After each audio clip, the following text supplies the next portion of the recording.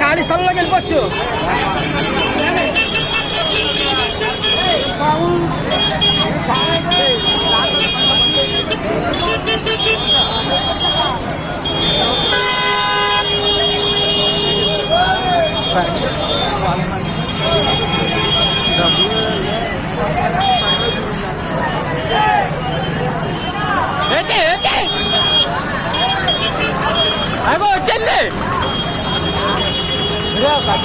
వచ్చేది స్కూటీలో దూరైంది పాము.